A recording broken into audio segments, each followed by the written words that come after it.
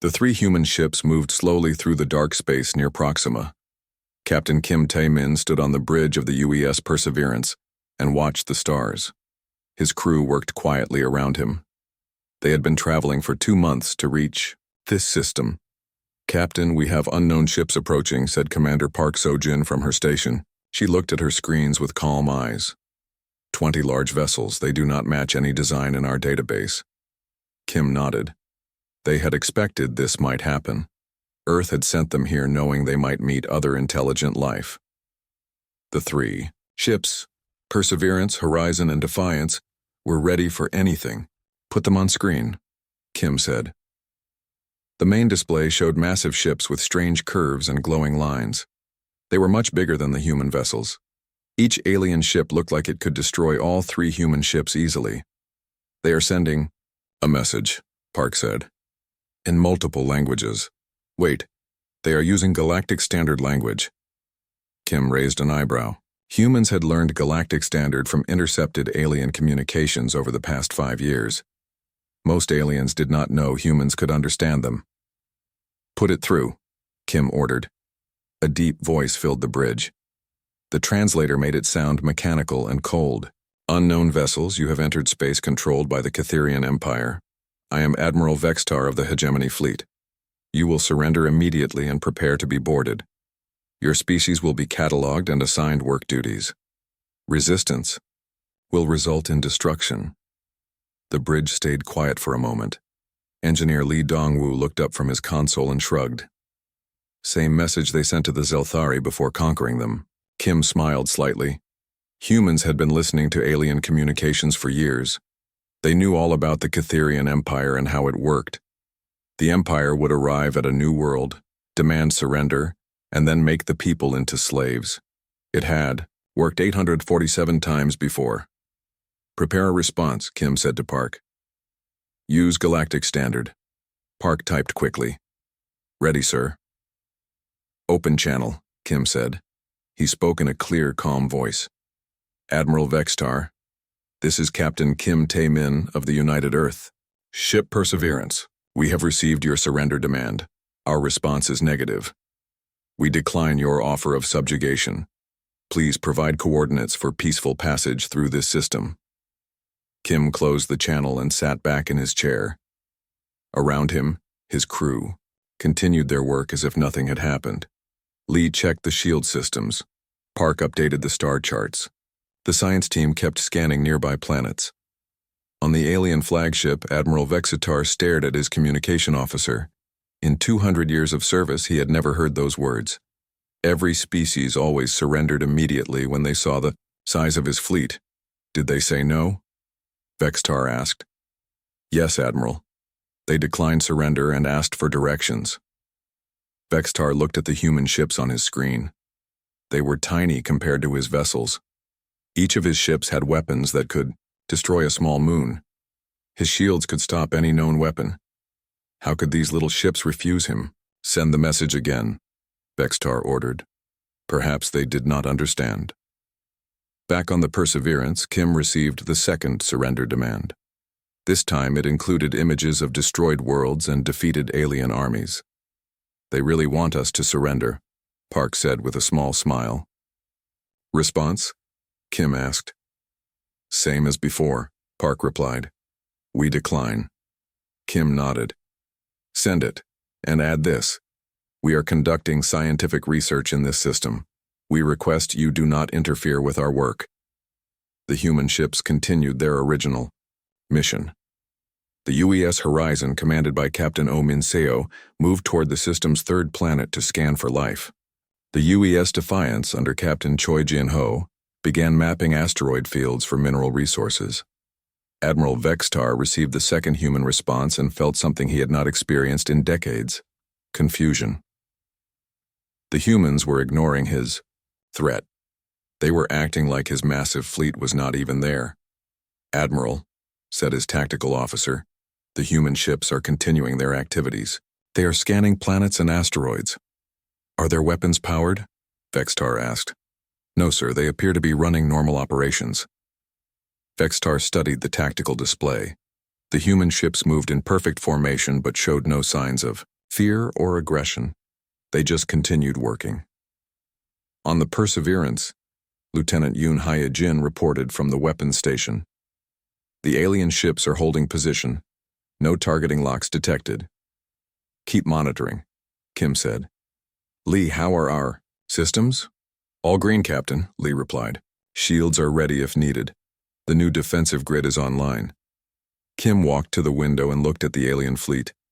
Each ship was beautiful in its own way, with elegant curves and bright lights. But he knew what those ships had done to other worlds. The Empire had destroyed entire civilizations. Captain, Park said quietly. Incoming personal message from the alien admiral. On screen. Admiral Vextar appeared on the display. He was tall and thin with blue-gray skin and 4 arms. His uniform was covered in medals and symbols of rank. Captain. Kim, Vextar said. I do not think you understand the situation. My fleet has 200 ships, you have 3. I have conquered 847 star systems. You are alone in space far from home. Surrender now and your people will be treated well. Kim looked directly at the alien admiral. Admiral Vexatar, I understand perfectly. You have 200 ships and believe that makes you powerful. But you are wrong about one thing. We are not alone. Vextar's eyes narrowed. Your nearest base is 50 light-years away. Distance is not the same as being alone, Kim said calmly. We are here representing humanity and our allies. We will not surrender to you or anyone else. We suggest you continue on your way and leave us to our work. Kim ended the transmission and turned back to his crew. Status report. All ships report. Ready? Park said. The horizon has found interesting rock formations on Planet 3. The Defiance discovered rare metals in the asteroid belt. Good, Kim said. Continue operations. Outside, the massive alien fleet waited. Admiral Vextar stood on his bridge and tried to understand what was happening. In his long career, no species had ever refused surrender twice. The humans acted like they were not afraid of his fleet. Perhaps, Vextar thought, it was time to show them why they should be afraid. Admiral Vextar paced across his command bridge. His forearms moved restlessly as he thought. Never in his 200-year career had any species refused surrender twice. The small human ships continued their work, as if his massive fleet did not exist. Weapons. Officer Kraltan, Vextar called. Prepare a demonstration shot. Target the smallest human vessel with low-power disruptor beams. Disable their engines only. Kraltan hesitated. Sir, are you certain? We usually give 3 warnings before. These humans need to learn respect, Vextar interrupted. One disabled ship will teach them quickly. The UES Defiance was the smallest of the 3 human ships. Captain Choi Jin-ho commanded only 150 crew members compared to the 400 on each of the larger vessels. His ship studied the asteroid belt, collecting samples and mapping mineral deposits. Captain, called Lieutenant Yoon Hye-jin from her tactical station. The alien flagship is charging.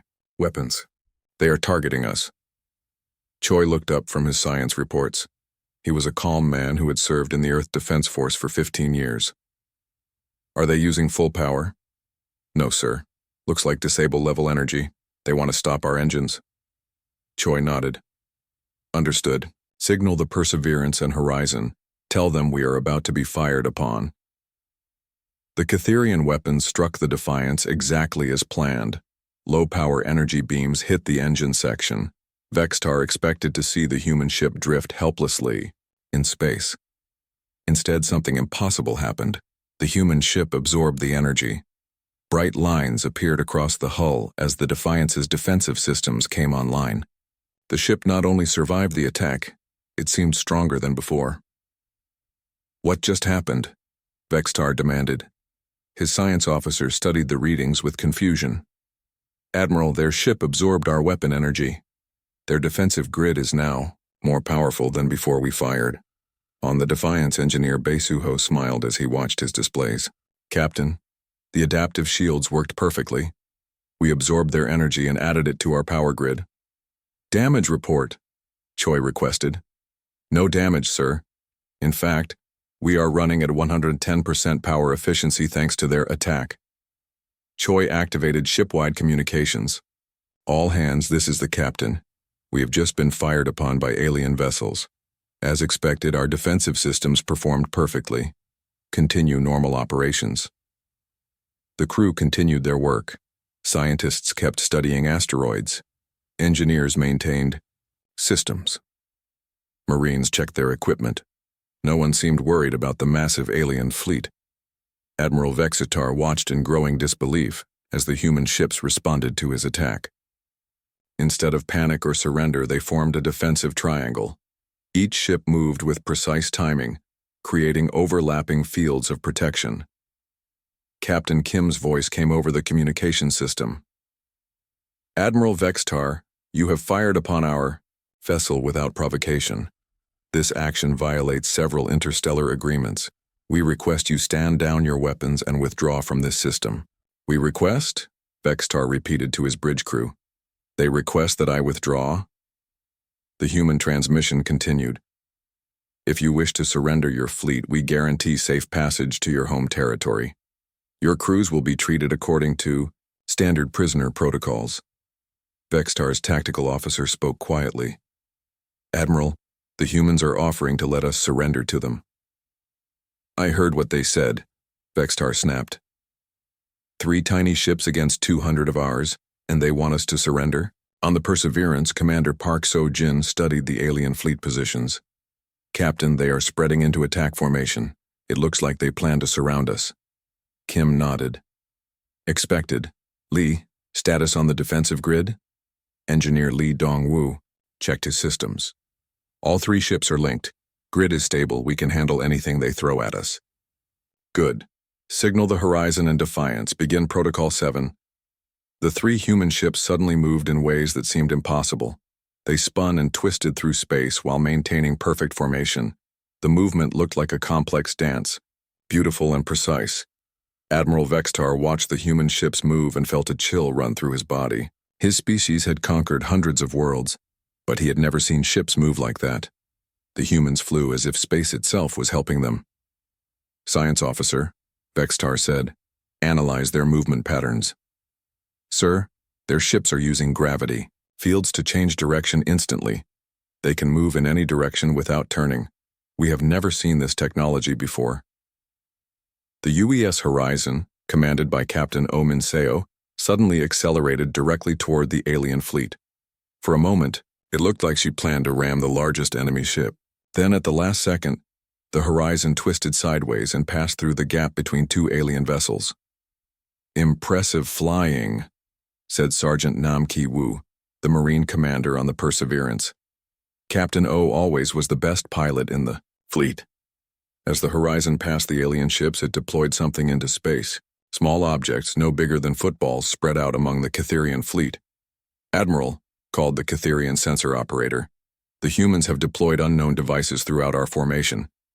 Are they bombs? Vexitar asked. Unknown, sir. They are not emitting any energy signatures. The devices were not bombs, they were sensors. Engineer Bae Suho on the Defiance now had detailed information about every alien ship. He knew their shield frequencies, weapon types, and weak points. Captain Choi, Bae reported, we now have complete tactical data on the alien fleet. Their technology is about 200 years behind ours. Captain Kim received the same information on the Perseverance. The alien ships looked impressive, but they used old-style energy weapons and basic deflector shields. Human technology was far more advanced.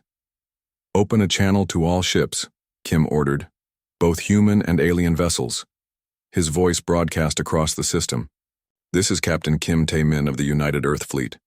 To all Catherian personnel, your empire has built its power on fear and superior numbers. Today you face an enemy that fears neither. We offer one final chance for peaceful withdrawal. Admiral. Vexitar's anger finally overcame his confusion. Enough, all ships, open fire, destroy those human vessels. 200 alien ships fired at once. Massive energy beams filled space with deadly light. The barrage was powerful enough to destroy a small moon. The 3 human ships disappeared inside the energy storm. For a moment, Admiral Vexitar thought he had won. Then the light faded, and the human ships appeared exactly where they had been before. Not only were they undamaged, they seemed to glow with absorbed energy. "Impossible," Vextar whispered. Captain Kim's voice came over the communication system one more time. "Admiral, you have made your choice. We will now make ours." The real battle was about to begin. The space around Proxima filled with weapon fire. 200 Catherian ships unleashed everything they had at the 3 human vessels. Energy beams, plasma torpedoes, and gravity bombs turned the area into a storm of destruction. Admiral Vextar watched his tactical display and smiled. No ship could survive that much firepower. The humans had been brave, but bravery meant nothing against superior numbers. Then the weapon fire stopped, and his smile disappeared. The 3 human ships floated in space exactly where they had been. They showed no damage at all. In fact, they seemed brighter than before, as if they had absorbed all the energy from the attack. "Status report," Vextar demanded. His weapons officer checked the readings twice before speaking. "Sir, our weapons had no effect. The human ships absorbed all the energy we fired at them." "That is impossible." "Yes, sir, it should be impossible." On the UES Perseverance, Engineer Lee Dong-woo smiled as he watched his power readings climb higher. "Captain, we are now running at 150% power efficiency. Their attack charged our systems perfectly." Captain Kim nodded. "Signal the fleet. Begin counterattack. Use Protocol 12. "Protocol 12, sir?" Park asked. "Are you certain?" "They fired first," Kim replied. "Now we show them how humans fight." The 3 human ships suddenly moved in ways that seemed to break the laws of physics. The UES Horizon, commanded by Captain Oh Min-seo, accelerated directly at the alien fleet. She flew her ship through the middle of their formation at impossible speed. As the Horizon passed each alien ship, something strange happened. The Catherian vessels started shutting down. Their weapons stopped working, their engines went quiet, their lights went out. "What is happening to our ships?" Vextar shouted. "Unknown, sir," replied his science officer. "The human ship is using some kind of disabling beam. Our vessels are losing power one by one." Captain O spoke into her communication system as she flew past another alien ship. "Catherian vessel, this is Captain Oh Min-seo. Your weapons are now disabled. Your life support systems remain active. Please prepare to be boarded for medical assistance." The UES Defiance, commanded by Captain Choi Jin-ho, took a different approach. His ship moved like a ghost through the alien formation. Every few seconds, precise energy beams would strike specific points on Catherian ships. The aliens soon realized that Choi was targeting their weapon systems with perfect accuracy. Each shot disabled guns without damaging the rest of the ship. Within minutes, dozens of alien vessels found themselves completely disarmed. "How do they know exactly where to hit us?" asked Vextar's tactical officer. "They mapped our ships earlier," Vextar realized. "Those devices they deployed were scanning us." Meanwhile, the UES Perseverance did something that confused the aliens even more. Captain Kim's ship broadcast music across all communication channels. Soft, peaceful sounds filled the space between ships. "What is that noise?" demanded a Catherian ship captain. "It appears to be music, sir," replied his communication officer. Along with the music came a message from Dr. Shin Hai-wan, the chief medical officer on the Perseverance. "To all Catherian personnel, we have medical teams standing by to help anyone who is injured. We will treat your wounded the same as our own crew." Admiral Vextar could not understand what was happening. The humans were winning a battle against impossible odds, but they were also offering medical help to their enemies. In 200 years of conquest, he had never seen anything like it. "Sir," called his communication officer, "we are receiving dozens of requests from our own ships." "Requests for what?" "Medical assistance, sir. They want to transfer wounded crew members to the human ships." Vextar stared at his officer. His own people were asking for help from the enemy. "Denied. No one surrenders to these humans." But the requests kept coming. Catherian ship captains reported that the humans were not trying to kill anyone. They disabled weapons and engines but left life support systems working. When Catherian crew members were injured by system failures, human medical teams actually came to help them. Commander Lim Jae-sung, the intelligence officer on the Perseverance, spoke to Captain Kim privately. "Sir, we have been monitoring their communications for the past hour. The alien crews are confused and frightened. They have never fought an enemy that tried not to kill them." Kim nodded. Phase 2. Begin the revelation. Lim activated the ship's powerful communication system. His message went to every Catherian vessel in the fleet. "Catherian forces, this is Commander Lim Jae-sung of Earth Intelligence. We have been monitoring your Empire's communications for 18 months. We know about your supply lines, your military codes, and your battle tactics. We know about the rebellion on Zelthar Prime and the food shortages on your outer colonies." The alien bridge crews fell silent as they listened. "We also know," Lim continued, "that many of you joined the military because you had no other choice. We know about the forced conscription and the punishment camps for deserters. We know that most of you just want to go home to your families." Admiral Vextar felt ice in his veins. The humans knew everything about the Empire. They had been watching and learning while the Catherian leadership believed they were safe from discovery. Captain Kim's voice joined the broadcast. "We offer amnesty to any Catherian crew member who wishes to defect. You will be transported safely to neutral territory. Your families will be protected." "This is impossible," Vextar whispered. "How do they know these things?" His answer came when new ships appeared on the sensors. But these were not human vessels. 3 ships of Zelthari design dropped out of hyperspace near the human fleet. "Admiral," said the sensor operator with shock in his voice, "those are rebel ships, Zelthari vessels. They are working with the humans." The lead Zelthari ship sent a message directly to Admiral Vextar. "Admiral, this is Captain Zeltaran of the Free Zelthari Navy. We have been working with the humans for over a year. Your Empire's time of conquest is ending. More ships appeared, vessels from a dozen different species that the Empire had conquered. All of them were now allied with the humans." Captain Kim spoke again, his voice calm and steady. "Admiral Vexitar, you are surrounded by 3 human ships and 24 vessels from liberated worlds. Your fleet is disabled. Your weapons are offline.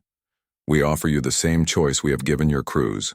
Surrender and be treated with honor, or continue fighting and face the consequences." Vextar looked at his tactical display. Most of his ships showed red indicators. Weapons offline, engines disabled. His crew was requesting permission to surrender. Ships from defeated worlds surrounded his fleet. For the first time in his long career, Admiral Vextar realized he had lost a battle. But more than that, he had lost it to an enemy that fought unlike anyone he had ever faced. The humans did not want to destroy his fleet. They wanted to free it. Admiral Vextar stood on his disabled flagship and watched as more ships appeared around the Proxima system. These were not the small exploration vessels he had expected to find. Massive human battleships dropped out of hyperspace, each one larger than his own command ship. The largest vessel bore the name UES Indomitable. It was a floating city of metal and light, bristling with weapons that hummed with unknown energy. As it took position near the human fleet, Admiral Song Woo-jin's image appeared on every screen in the Catherian fleet. "Admiral Vextar," Song said in perfect galactic standard. "I am Admiral Song Woo-jin of the United Earth Defense Force. You are hereby ordered to stand down all remaining weapons and prepare for boarding." Vextar found his voice. "How many ships do you have in this system?" 47 combat vessels and 12 support ships, Song replied calmly. "In total, that information is classified."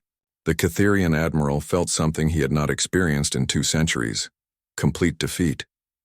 But worse than defeat was the growing realization that this entire encounter had been planned from the beginning. A new person appeared on the communication screen. She wore diplomatic robes instead of a military uniform. "Admiral Vextar, I am Ambassador Ryu Da-yoon of the Earth Diplomatic Corps. I am authorized to discuss terms of surrender." "Terms?" Vextar asked. "The war between the Catherian Empire and the Free Worlds Alliance is now over," Ambassador Ryu said. "The terms are simple. First, all Catherian forces will withdraw from occupied territories. Second, all subjugated species will be offered independence. Third, the Empire may choose between cooperation with the Alliance or complete isolation. Vextar's communication officer whispered urgently in his ear. Sir, we are receiving reports from across the Empire. Human and allied fleets have appeared in over 50 systems simultaneously. The Admiral closed his eyes. This was never about 3 exploration ships, was it? Ambassador Ryu shook her head. No, Admiral. This was about ending 400 years of galactic tyranny. On the bridge of the UES Perseverance, Captain Kim watched the diplomatic exchange with satisfaction.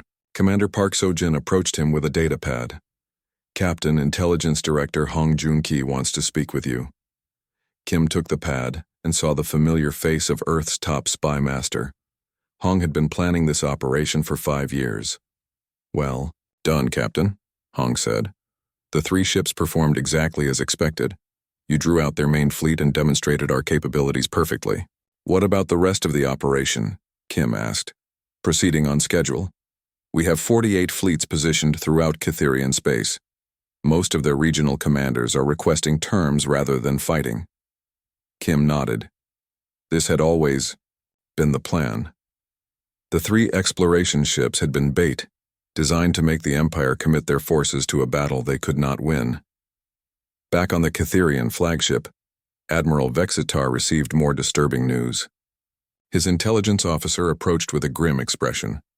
Admiral, we have decoded some of the human communications. They have been in contact with our subjugated worlds for over 2 years. Many of our subject species have been secretly building fleets with human technology. How is that possible? Vextar demanded. Captain An Si-young of the UES Liberator provided the answer. Her ship moved alongside the Cytherian flagship, and she opened a communication channel. Admiral, we have been offering asylum to refugees from your empire for 3 years. Did you think all those missing transport ships were just accidents? Vexitar realized with growing horror that the humans had been slowly undermining his empire for years.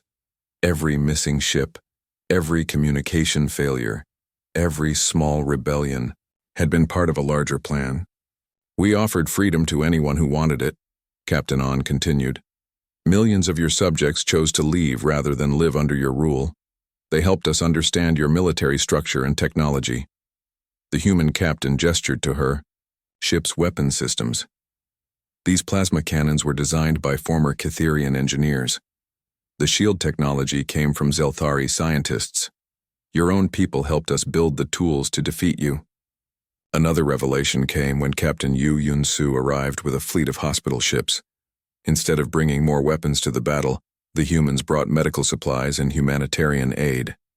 Admiral Vextar, Captain Yu announced, I am here to begin medical assistance for wounded Cytherian personnel. We have trauma centers prepared for anyone who needs help. Vextar watched in amazement as human medical teams began boarding his ships. They treated injured Cytherian crew members with the same care they would give their own people. Some of the alien soldiers who had been most afraid of the humans were now requesting to transfer to human medical facilities. Ambassador Ryu Da-un appeared on the screen again.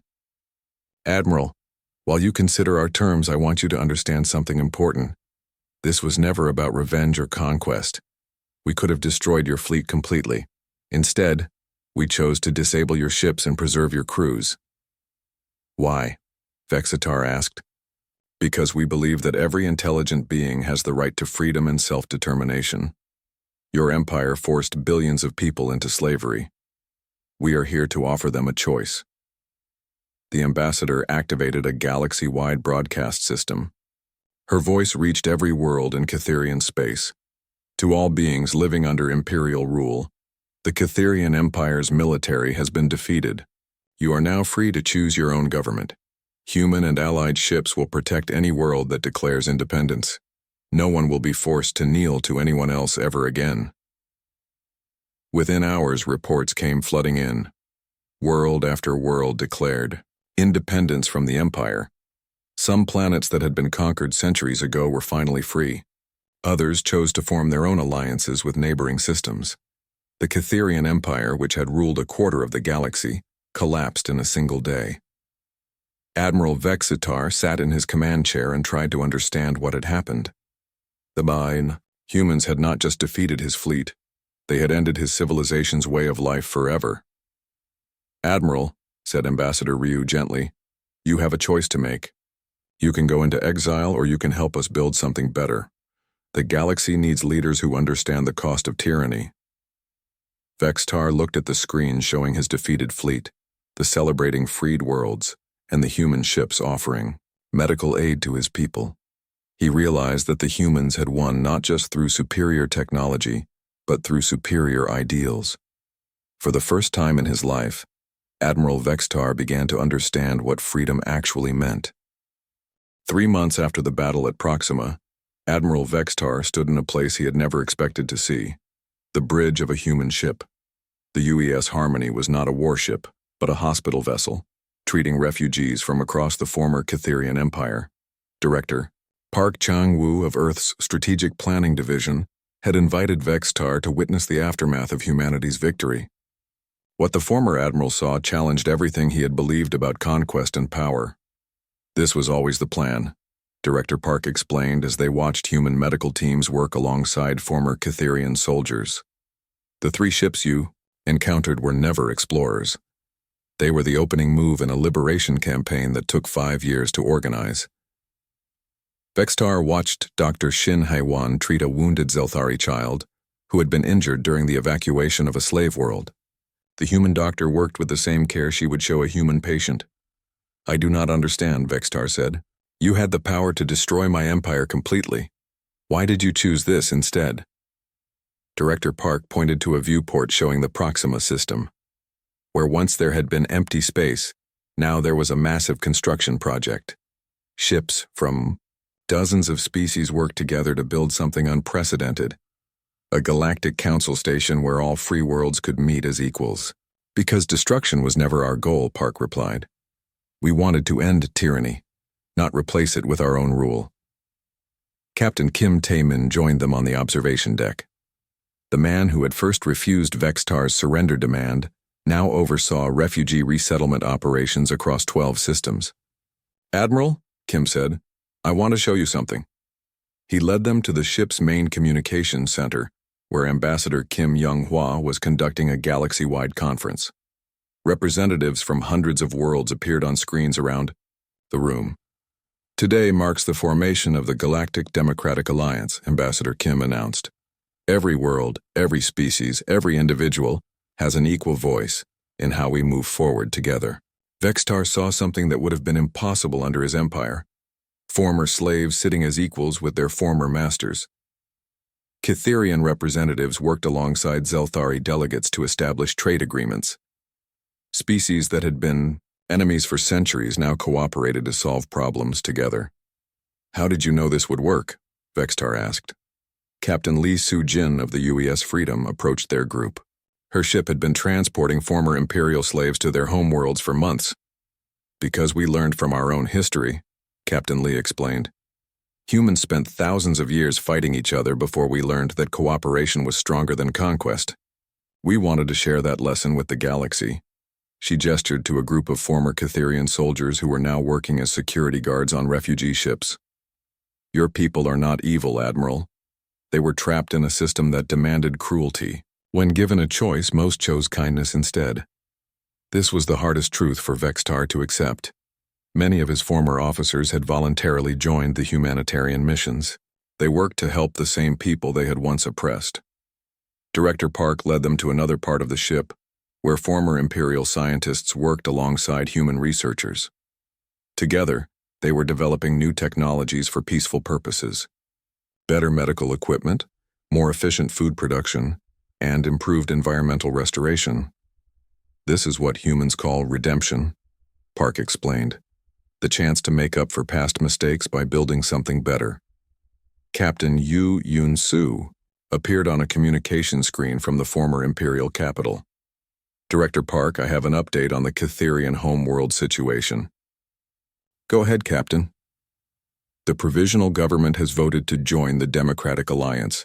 They are requesting assistance with transitioning to a representative democracy." Vextar felt a shock run through his body. His own people had chosen to abandon the imperial system completely. The world he had fought to defend no longer wanted the empire he had served. "Why are you showing me this?" Vextar asked quietly. Ambassador Kim Young-hwa turned from her galactic conference to answer. "Because we want to offer you something, Admiral. A chance to help build what comes next. I was your enemy." "You were," she agreed. "But you were also a leader who cared about his people. The galaxy needs experienced administrators who understand the cost of tyranny. We are offering you a position as a refugee coordinator." Vextar stared at her. "You want me to help the people I once oppressed?" "We want you to help them heal," Captain Kim said. "You understand their culture and their needs better than we do. Who better to help them rebuild their lives?" The former admiral walked to the viewport and looked out at the construction project. Thousands of beings from hundreds of worlds worked together to build something that had never existed before. A government based on consent rather than force. "What you have done here," Vexatar said slowly. "This is not conquest. This is transformation." "That was always the goal," Director Park replied. "Humans learned long ago that you cannot build lasting peace through force. Real change comes when people choose it for themselves." Captain An Si-young joined them with a data pad showing reports from across the galaxy. "Admiral, you might be interested in these statistics. Crime rates are down 60% in former Imperial territory. Food production is up 40%. Medical care has improved by 300%. "How is that possible?" Vextar asked. "When people are free to choose their own path, they usually choose to build rather than destroy," Captain An explained. "The Imperial system wasted enormous resources on military oppression. Those same resources are now used for hospitals, schools, and infrastructure." A young Catherian officer approached their group nervously. She had been serving on the Harmony for 2 months as part of a cultural exchange program. "Admiral Vextar?" she said hesitantly. "I am Lieutenant Kelsara. I served on the destroyer Vengeance during the battle at Proxima." Vextar recognized her. "You were communications officer." "Yes, sir. I wanted to thank you." "Thank me? For what?" "For surrendering. When you did," she said. "If the battle had continued, many of us would have died. Instead, we are alive and free to choose our own future." The young officer looked around at the humans and aliens working together on the ship. "I have learned more about honor in 3 months with these humans than I did in 10 years in the Imperial Navy." Vextar watched her walk away and felt something he had not experienced in decades. Hope. Director Park placed a hand on the former admiral's shoulder. "The choice is yours, Admiral. You can spend the rest of your life regretting the past, or you can help us build a better future." Vextar looked one more time at the galactic construction project, where former enemies worked side by side to create something beautiful. He thought about his own people, who had chosen freedom over empire. He thought about the young officer who thanked him for surrendering rather than fighting to the death. "I accept your offer," he said quietly. "But I want to start with the hardest cases, the worlds that suffered most under Imperial rule." Captain Kim smiled. "I had hoped you would say that." As the UES Harmony continued its mission of healing and rebuilding, Admiral Vextar began to understand humanity's greatest weapon. It was not their technology or their tactics. It was their absolute refusal to accept that anyone should bow to anyone else. The humans had not conquered the galaxy. They had freed it, and in doing so, they had shown every species what was possible. When beings chose cooperation over domination, the age of empires was over. The age of democracy had begun.